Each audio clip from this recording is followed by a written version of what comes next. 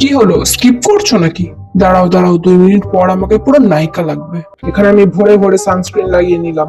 কোনো কাজ হয় কিনা জানি না, কিন্তু রুলস তো ফলো করতেই হবে। প্রাইমার লাগাচ্ছি, দেখছো?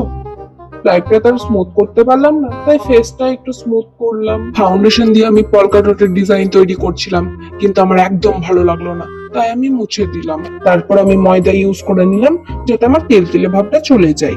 এখানে আমি চুটকির মতো গাল লাল করার চেষ্টা করছিলাম, কিন্তু আমি ভাবলাম এটা তুমি থাবড়িয়েও করতে পারতাম। বাদামি রঙের সাহায্যে আমি আমার ভোঁতা স্লিম করার চেষ্টা করছিলাম।